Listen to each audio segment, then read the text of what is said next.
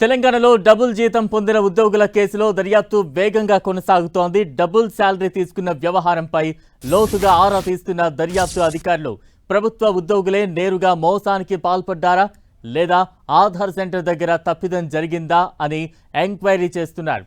ఆర్థిక శాఖలోని వ్యక్తుల ప్రమేయం ఉందా అనే కోణంలో కూడా విచారణ సాగుతోంది.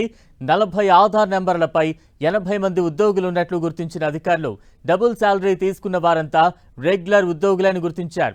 సదరు ఉద్యోగుల పేర్లు పేరోల్ నుంచి తక్షణమే తొలగించిన ప్రభుత్వం ఇప్పటి వరకు తీసుకున్న మొత్తం శాలరీ రికవరీకి ఆదేశించింది. ప్రభుత్వాల ఆశయాలను పథకాలను సమర్థవంతంగా అమలు చేయాల్సిన అధికారులు ఇతరులకు మార్గదర్శకంగా ఉండాల్సిన ఉద్యోగులు తప్పులు చేస్తున్నారు. కూర్చున్న కొమ్మనే నరుక్కున్న చందంగా తెలంగాణలో ప్రభుత్వ ఉద్యోగుల భాగోతం బయటపడింది. ప్రతి నెల జీతం పొందే ఉద్యోగులే అదనపు ఆదాయం కోసం వక్ర మార్గాలను ఎంచుకున్నారు. ఏకంగా 2 జీతాలు పొందేలా ప్లాన్ చేసి అమలు చేశారు. ఎక్కడో తేడా, మొత్తానికి ఇంటి దొంగల గుట్టురట్టయింది. అసలు విషయాలు తోటి ఉద్యోగులనే విస్మయానికి గురి చేస్తున్నాయి. రెవెన్యూ శాఖలో ఉన్నత స్థాయి ఉద్యోగి నెల నెల 1,00,000కు పైగానే జీతం తీసుకుంటున్నారు. పోలీసు శాఖలో మరో ఉద్యోగి నెలకు 1,50,000కు పైనే వేతనం అందుకుంటున్నారు. ఇద్దరి పేర్లు వివరాలు వేర్వేరు, కానీ ఈ ఇద్దరు ఉద్యోగుల ఆధార్ నెంబర్ ఒక్కటే.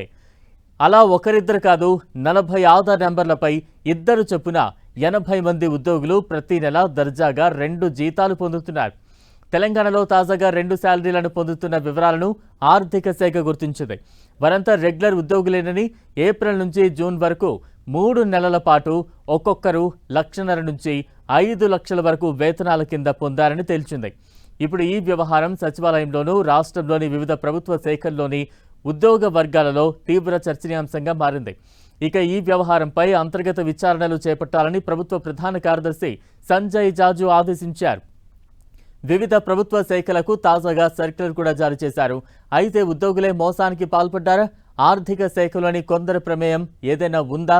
లేక ఆధార్ సెంటర్ దగ్గర కానీ రాష్ట్ర వ్యవస్థల్లో కానీ ఏదైనా సాంకేతిక తప్పిదం కారణమా అన్న సందేహాలపై విచారణ చేపట్టనున్నారు.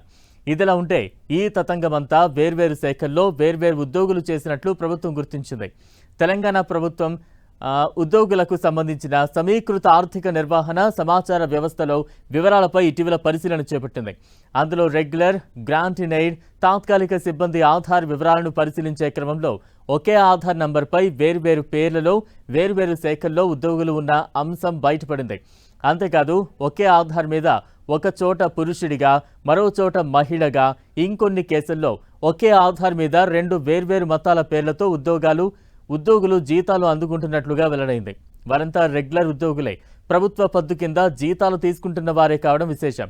ఒకే ఆధార్ 2 శాఖల్లో 2 ఐడీలతో వేతనాలు పొందుతున్న ఉద్యోగులు పోలీస్, రెవెన్యూ, విద్య, పంచాయతీరాజ్, ప్రజారోగ్య శాఖల్లో ఎక్కువగా ఉన్నట్లు ఆర్థిక శాఖ అధికారులు గుర్తించారు.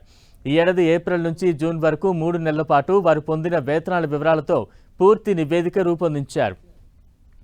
తెలంగాణలో ప్రభుత్వ ఉద్యోగుల పేరిట జరిగిన డబుల్ శాలరీ, బోగస్ ఉద్యోగుల స్కామ్ ఇటీవల వెలుగులోకి వచ్చి రాష్ట్ర వ్యాప్తంగా సంచలనం సృష్టించింది. ప్రభుత్వ నిధులను దారి మళ్లించడానికి కొందరు అధికారులు, అవుట్ సోర్సింగ్ ఏజెన్సీలు కలిసి సృష్టించిన ఈ మోసాలపై ప్రభుత్వం ప్రస్తుతం కఠిన చర్యలు తీసుకుంటోంది. తాజా వ్యవహారంతో రేవంత్ సర్కార్ అప్రమత్తమైంది. గతంలో కరీంనగర్ పోలీస్ కమిషనరేట్ పరిధిలో డబుల్ శాలరీ స్కామ్ జరిగింది. ఇందులో 1,40,00,000 రూపాయల జీతం దుర్వినియోగం బయటపడింది. IFMISలోని ఆ ఐడీలకు నకిలీ బ్యాంకు ఖాతాలను లింక్ చేసి తన సొంత మొబైల్ నంబర్ను అనుసంధానించి అదనంగా జీతం పొందారు. జోగులాంబ గద్వాల జిల్లా ఎర్రవల్లి మండలం జింకలపల్లి గ్రామ పంచాయతీలో ఒకే వ్యక్తి పేరుతో 2 ఉద్యోగాలు చూపిస్తూ 5 ఏళ్లుగా సాగుతున్న డబుల్ జీతాల స్కామ్ బయటపడింది. రెగ్యులర్లో కొద్దిమంది, అవుట్ సోర్సింగ్లో వేల మంది, మొత్తంగా రాష్ట్ర వ్యాప్తంగా 6,000 మందికి పైగా బోగస్ ఉద్యోగులు దొరికారు. ఈ బోగస్ సిబ్బంది వల్ల ప్రభుత్వ ఖజానాకు ఏటా దాదాపుగా 600 కోట్ల రూపాయల నష్టం వాటిల్లుతున్నట్లు ప్రాథమిక అంచనా వేసింది తెలంగాణ ఆర్థిక శాఖ. తెలంగాణలో ప్రభుత్వ ఉద్యోగుల్లో 2 జీతాలు పొందుతున్న వారిని విచారణలో భౌతికంగా విధుల్లో లేని సిబ్బంది వివరాలను నిర్ధారించుకుని వారి పేర్లను ప్రభుత్వ పేరోల్ నుంచి తక్షణమే తొలగిస్తున్నారు. అంతటితో ఆగకుండా వీరి నుంచి పొందిన మొత్తం శాలరీ రికవరీకి ఆదేశించింది సర్కార్. అందరితో ఆగకుండా భవిష్యత్తులో ఇలాంటి అక్రమాలు, అవకతవకలు జరగకుండా ఇందుకు కారణమైన అందరిపై క్రిమినల్ చర్యలకు ఆదేశించింది తెలంగాణ ప్రభుత్వం.